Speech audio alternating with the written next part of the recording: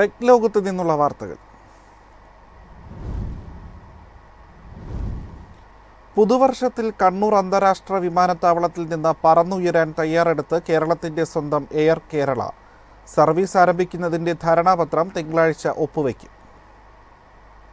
കേരളത്തിലെ ആദ്യ സ്വകാര്യ വിമാന കമ്പനിയായ എയർ കേരള കണ്ണൂരിന് പുറമെ കൊച്ചി, തിരുവനന്തപുരം, കോഴിക്കോട് അന്താരാഷ്ട്ര വിമാനത്താവളങ്ങളിൽ നിന്നും സർവീസ് നടത്തും. കമ്പനിയിൽ കേരള സർക്കാരിനും സിയാലിനും മറ്റു പൊതുമേഖലാ സ്ഥാപനങ്ങൾക്കുമായി 26% ഓഹരിയുണ്ട്. മാർച്ചോടെ സർവീസ് തുടങ്ങാനാണ് പദ്ധതി. ആഭ്യന്തര സർവീസുകൾ തുടങ്ങുന്നതിനുള്ള അനുമതിയാണ് ഇപ്പോൾ ലഭിച്ചിരിക്കുന്നത്. എയർ കേരള സർവീസ് ആരംഭിക്കുന്നതോടെ കേരളത്തിന്റെ ടൂറിസം ട്രാവൽ മേഖലയിൽ വിപ്ലവം സൃഷ്ടിക്കപ്പെടുമെന്നാണ് പ്രതീക്ഷ. സേവനത്തിന്റെ ഗുണനിലവാരത്തിൽ വിട്ടുവീഴ്ച ചെയ്യാതെ താങ്ങാനാവുന്ന ടിക്കറ്റ് നിരക്കാണ് എയർ കേരള വാഗ്ദാനം ചെയ്യുന്നത്. ദക്ഷിണ മധ്യ ഇന്ത്യയിലെ ടയർ 2, ടയർ 3 വിമാനത്താവളങ്ങളിലാണ് എയർ കേരള ആദ്യം ശ്രദ്ധയൂന്നുക. അന്താരാഷ്ട്ര റൂട്ടിൽ അനുമതി കിട്ടിയാൽ Thailand, Vietnam, Malaysia, UAE, Saudi Arabia, Qatar തുടങ്ങിയ റൂട്ടുകൾക്ക് മുൻഗണന നൽകാനാണ് കമ്പനി അധികൃതരുടെ തീരുമാനം. ആഭ്യന്തരമായി ഡൽഹി, മുംബൈ, ബംഗളൂരു, ഹൈദരാബാദ് എന്നിവയെ ടയർ 2 നഗരങ്ങളുമായി ബന്ധിപ്പിക്കാനും പദ്ധതിയുണ്ട്. News desk MyFin TV. ഇന്ത്യയിലെ ആഡംബര കാർ വിൽപ്പന ഉയർന്നു. ഈ വർഷം ഓരോ മണിക്കൂറിലും 50 ലക്ഷം രൂപയ്ക്ക് മുകളിലുള്ള 6 കാറുകളാണ് വിറ്റഴിച്ചതെന്നാണ് റിപ്പോർട്ട്.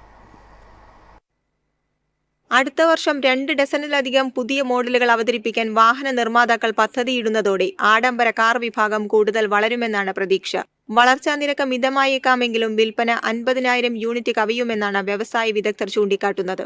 മെഴ്സിഡസ് ബെൻസും BMW-യും വരും വർഷം വിപണിയെ നയിക്കാൻ തയ്യാറെടുക്കുകയാണ്. മെഴ്സിഡസ് ബെൻസ് ഇന്ത്യ ഈ വർഷം 20,000-ഓളം കാറുകളാണ് വിറ്റത്. ഈ വർഷത്തെ ആദ്യ 9 മാസങ്ങളിൽ 14,376 യൂണിറ്റുകൾ വിറ്റഴിച്ച കമ്പനി വിൽപ്പനയിൽ 13% വർധന രേഖപ്പെടുത്തി. BMW ഇന്ത്യയും റെക്കോർഡ് വിൽപ്പന രേഖപ്പെടുത്തി. ഇക്കഴിഞ്ഞ ജനുവരി മുതൽ സെപ്റ്റംബർ വരെ 10,556 വാഹനങ്ങളാണ് വിൽപ്പന നടത്തിയത്. ഇക്കാലയളവിൽ 5% വർധനവാണ് രേഖപ്പെടുത്തിയത്. വിതരണ ശൃംഖലയുടെ പരിമിതികൾ കാരണം ഓഡി ഇന്ത്യ വിൽപ്പനയിൽ 16% ഇടിവ് നേരിട്ടെങ്കിലും 2025 ശക്തമായ വീണ്ടെടുക്കലിന് ഒരുങ്ങുകയാണ്. ആഡംബര കാറുകൾ ഇന്ത്യൻ ഓട്ടോമൊബൈൽ വിപണിയുടെ 1% കൂടുതലാണ്. ലോകമെമ്പാടുമുള്ള ഏറ്റവും കൂടുതൽ ശതകോടീശ്വരന്മാരുള്ള രാജ്യങ്ങളൊന്നായതിനാൽ ഇത് ഗണ്യമായ വളർച്ചാ സാധ്യതയെ സൂചിപ്പിക്കുന്നുവെന്ന് വിദഗ്ധർ വിശ്വസിക്കുന്നു. News desk MyFin TV. ഏത് UPI ആപ്പും ഡിജിറ്റൽ വാലറ്റുകളിലേക്ക് ബന്ധിപ്പിക്കാൻ വഴിയൊരുക്കി റിസർവ് ബാങ്ക്. KYC നടപടികൾ പൂർത്തിയാക്കിയിട്ടുള്ള ഡിജിറ്റൽ വാലറ്റുകൾക്കാണ് ഈ സൗകര്യം ലഭിക്കുക.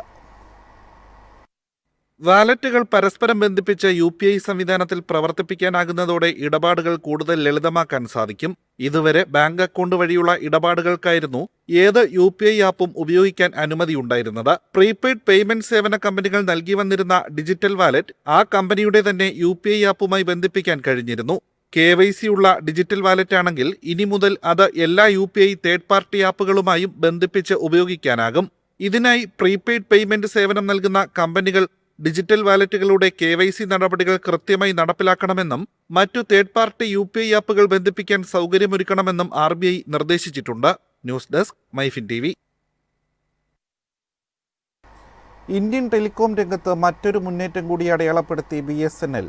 തങ്ങളുടെ മൊബൈൽ വരിക്കാർക്കായി സൗജന്യ എന്റർടൈൻമെന്റ് ആനുകൂല്യങ്ങൾ നൽകുന്നതിനായി BTV സേവനം അവതരിപ്പിച്ചിരിക്കുകയാണ് കമ്പനി. രാജ്യത്താദ്യമായി പുതുച്ചേരി സർക്കിളിലാണ് BSNL BTV സേവനം ആരംഭിച്ചിരിക്കുന്നത്.